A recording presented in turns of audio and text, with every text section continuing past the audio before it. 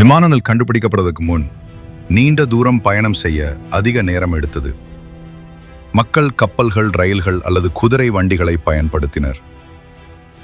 நாடுகளுக்கிடையேயோ அல்லது கண்டங்களுக்கிடையேயோ பயணம் செய்ய பல நாட்கள் அல்லது வாரங்கள் ஆனது.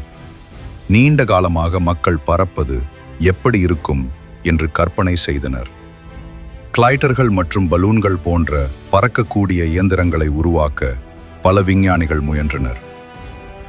ஆனால் அந்த இயந்திரங்களால் அதிக தூரம் செல்ல முடியவில்லை, மேலும் முழுமையாக கட்டுப்படுத்த முடியவில்லை. 1903ஆம் ஆண்டில் அமெரிக்காவைச் சேர்ந்த ஆர்வெல் மற்றும் வில்பர் ரைட் சகோதரர்கள் முதல் வெற்றிகரமான விமான பயணத்தை மேற்கொண்டனர்.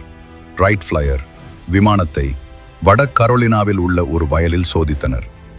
அந்த பயணம் வெறும் 12 வினாடிகள் மட்டுமே நீடித்தது மற்றும் சுமார் 120 அடி தூரம் சென்றது. ஆனால் அது பறப்பது சாத்தியம் என்பதை நிரூபித்தது. ரைட் சகோதரர்கள் தங்கள் விமான வடிவமைப்புகளை தொடர்ந்து மேம்படுத்தினர்.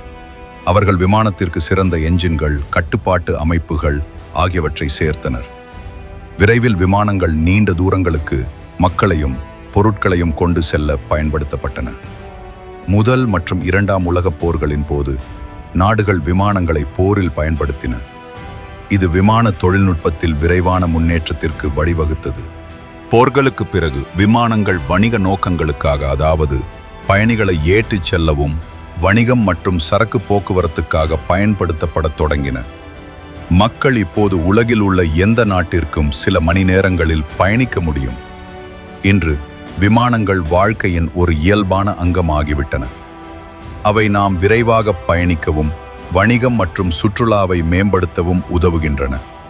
விமான பயணம் உலகெங்கிலும் மக்களையும் பொருட்களையும் கொண்டு செல்வதற்கான மிகவும் பாதுகாப்பான மற்றும் திறமையான வழிகளில் ஒன்றாகும்.